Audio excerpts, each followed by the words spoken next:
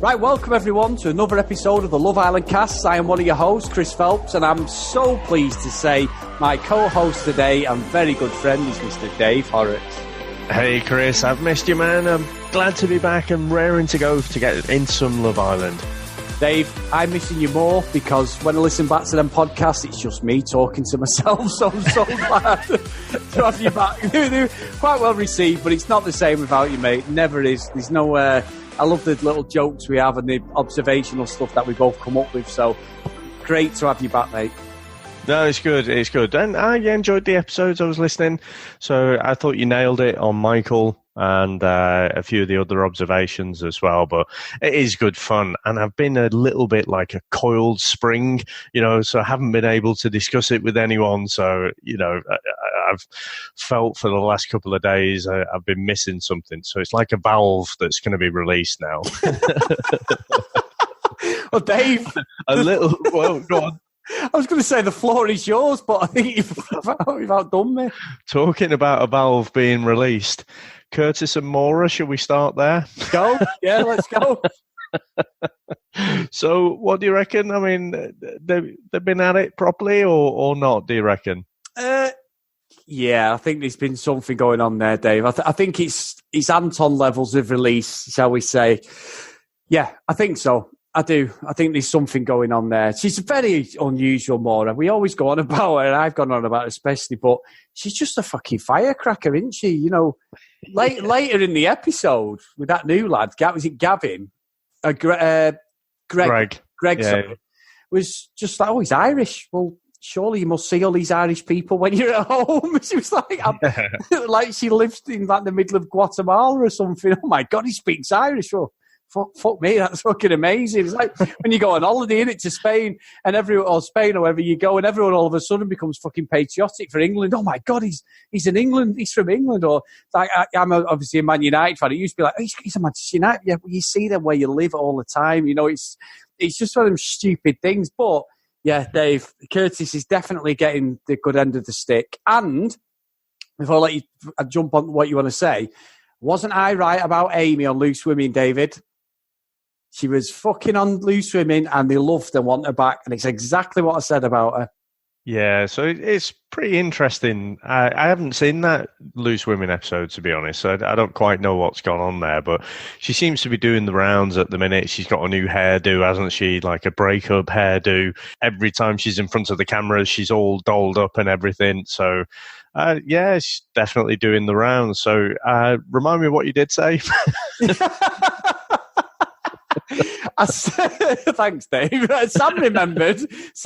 She went, you said that last night because I said something on the lines, and don't quote me because it's in our back catalogue of episodes.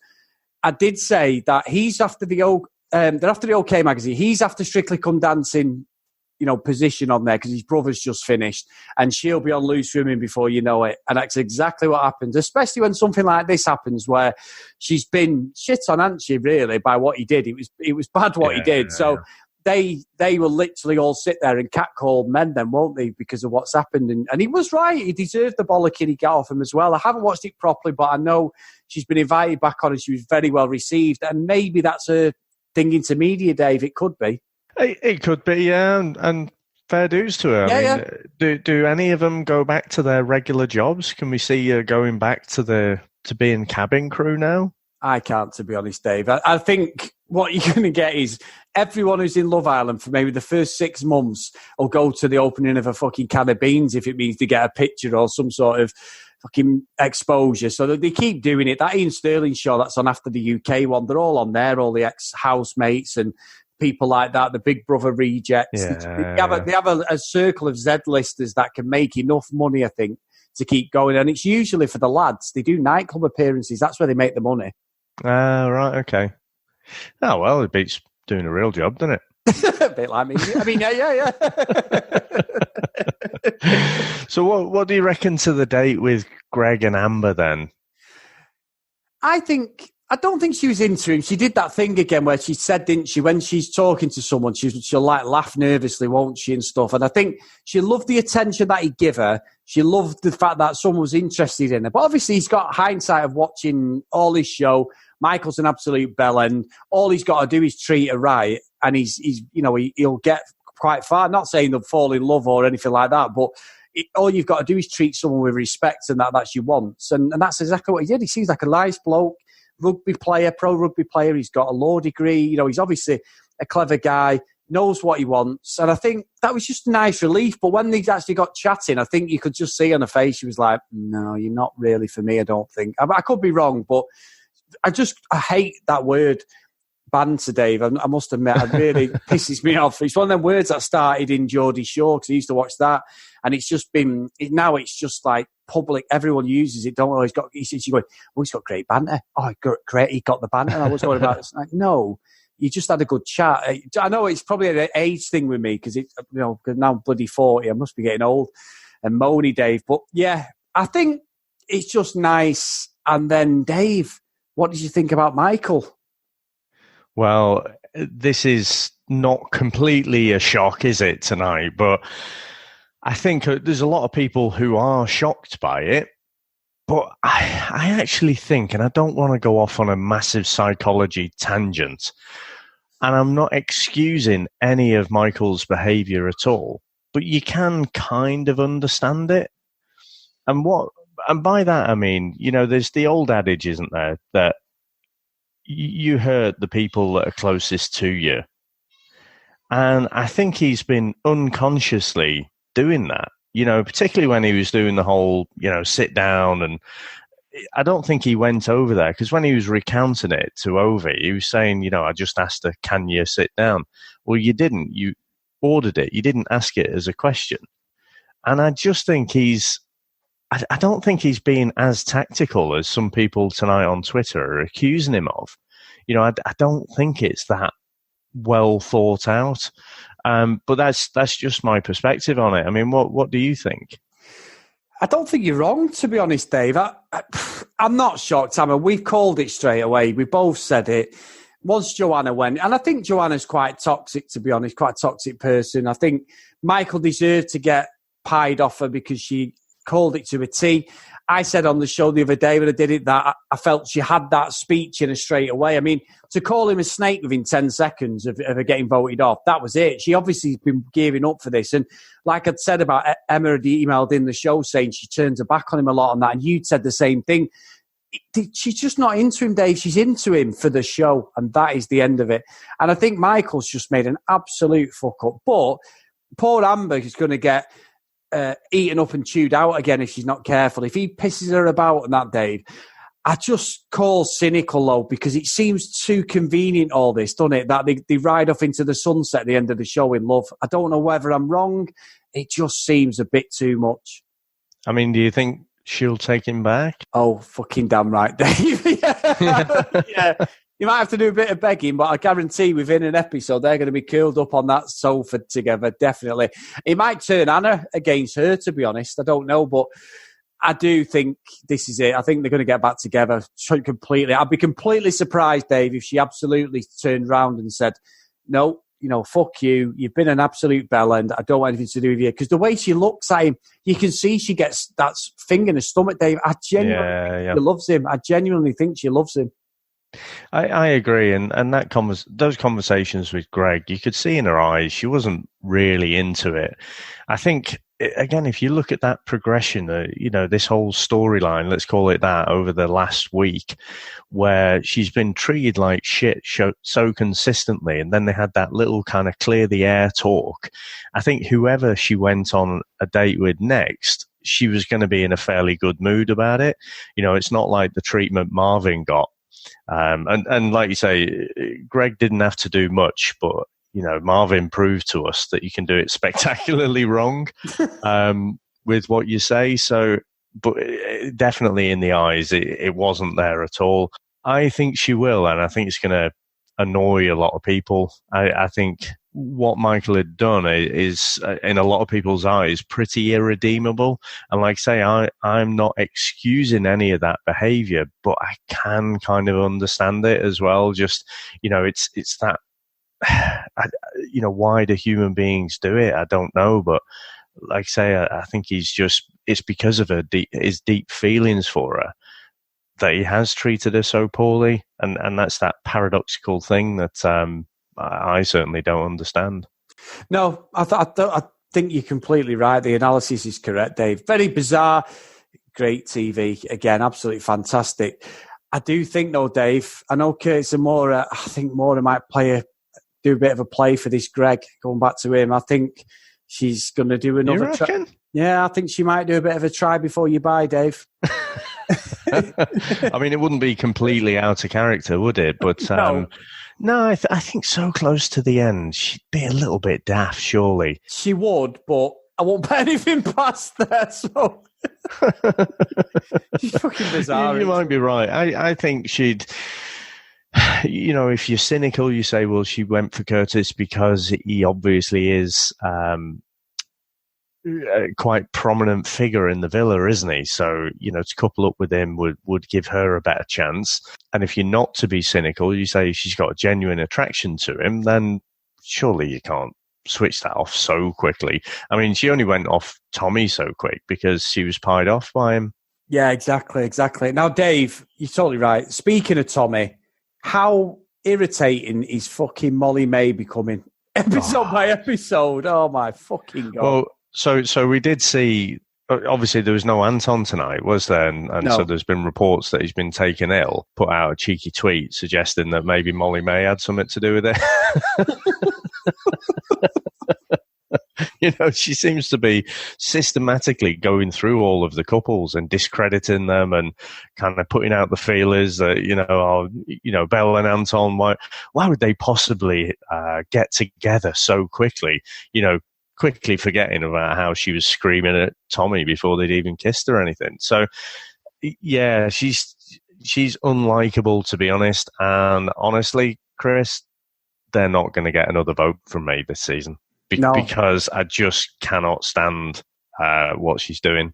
No, and Tommy's a bit of a two-faced fucker anyway because he's dropped a couple of his mates in it now, and he by inadvertently just opened his gob, and Molly May can't hold water, can she? So she just fucking goes and tells everyone. So between them, I think it's an interesting point there. I feel like Tommy inadvertently, in a fairly immature way, ends up dropping his mates in it. Like Anton, he was pressed and pressed and pressed, and he ended up, he just said it. And it's kind of a between you and me kind of thing that he said it. But then within like a few seconds, Molly May just cannot wait to spread the gossip there. So I think they both, you wouldn't trust them with any secrets, would you? But they both seem to go about it in quite different ways. But like I say, it's more the way that Molly May goes about her business that just rubs me up the wrong way, to be honest. Totally agree. I have to see that stupid cartoon character shock face that she keeps pulling one more time. What, the Thomas the Tank Engine face? Fucking hell. Fucking load of bollocks, honestly. Absolutely. Fucking ridiculous. Now, also, Dave, Chris, he's been Ovid. He's been Ovid. Yes. And we've given him a bit of stick, haven't we? Because I do think he thinks he's a bit funnier than he is. But I did like some of his chat tonight when he was asking those ridiculous questions about, would you prefer to brush your teeth with a squirrel or lick a goat? I thought, I like that one. That's a good one, that. So fair play. So, I'm still not sure I like him. He still comes off like that kind of nightclub rep. Someone handing out tickets to give out free drinks and stuff. But, I've warmed to him a little bit more tonight. But, I mean, ultimately, if Ovie wants something, he's got it. And one of the things I think is pretty unfair, to be honest, Chris, because I don't think we've talked about this before, but I don't like the way the new people have obviously been watching the show. Yeah. It seems like a ridiculous unfair advantage, doesn't it? So they're watching the show. Presumably they've got access to the media. So the two new girls that have come in, surely they know if they make a beeline for Ovie, then they've got a pretty good chance of winning. Yeah. Look, I totally agree. On Big Brother, but then again, the show's on for 8 weeks, Dave. They'd have to absolutely have some sort of waiver or something to pay him for 8 weeks, won't they, on the off chance they're going to come in? So it's a fine line, but you are right. That's what I'm saying about Greg. He just comes in, gives her a bit of chat. They're not daft, Dave. It's the nature of the game, unfortunately. It's what they sign up for. But you are right. The fact that they've got that thing looking in front of him, whereas people like Michael, who obviously has just been come across as a top guy, a dick. He's still a dick at the moment. He might redeem himself, and then you've got that whole dynamic. The ones who've been in from the start have no idea what the perception is on the outside. The only way they know if people like him is if they stay in the villa, and that's exactly what when it comes to recoupling all the votes. And that's why Curtis made his move off Amy, because he realised he wasn't that popular. I think he thought because of his brother, Strictly, because of him trying to be this fucking sort of mediator between everyone, prancing round and jumping in everyone's arguments, and him and Amy were going to be this Danny and Jack, like as I keep saying last series, and it fucking backfired on him. People are not that fucking daft. I think he thinks people are stupid, you know what I mean? And everyone's just saw through that fucking bullshit straight away. Yeah. I guess the other way they could find out is if they asked the new people. Yeah. The thing is, though, they might not be able to, Dave. I know I was quite shocked when Tom told him about Andy Joshua getting knocked out, because they're not allowed to do that. I remember on Big Brother, I know it's different shows, but Big Brother, I think they aired an England footy game once in one of the series. It was like a big game. Luckily, we won for a change, but it was some big game they aired, and I can't remember what it was, but it was something along them lines. And usually they don't tell anything. And if somebody says anything from the outside, one, you don't see it on the show, and two, they usually get reprimanded. And that works across for Love Island as well. So I just can't believe that they told Tom about that, but Tom didn't tell him about his brother winning, because Tyson Fury fought the week after and won. So why would he not tell him about him and not Josh? They've obviously had a discussion about probably Tyson Fury as well. So they probably just don't feature it. Maybe they do speak about the outside, or they say to him, you're not allowed to say too much. I don't know. But you could be right. I think as well, it's like a time capsule. You can go back and watch it at any point. If they're talking about like current TV stuff and all that, then all politics or whatever's going on in the world, then it ages the show. This way, you just go and you watch it. You can watch it any time and binge watch it. That's true. So there's no point talking about what's going on in Corrie, say. Yeah.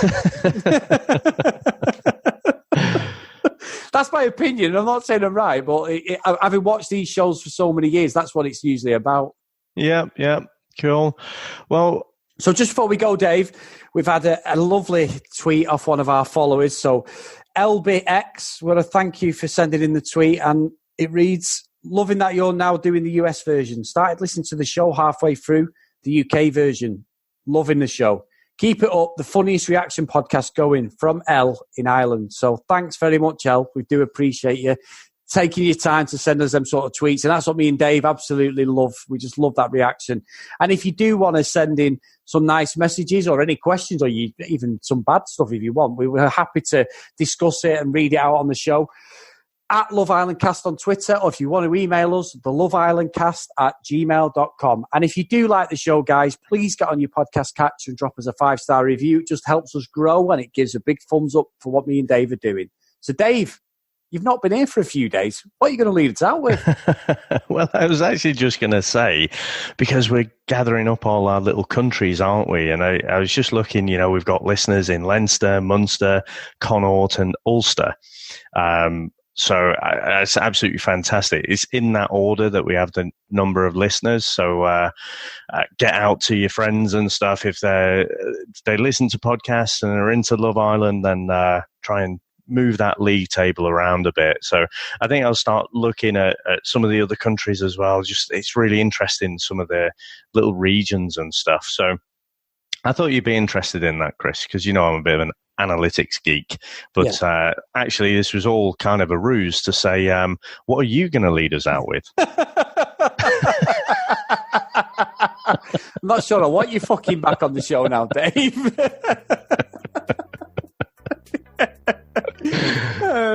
So, Dave, big thanks again. And I've been thinking about poor Chris, actually. He's been a bit unlucky in love, and he did say tonight he'd been Ovie. But it could be worse, Dave. He could get hit over the head with a cricket bat. See you next time. Cricket.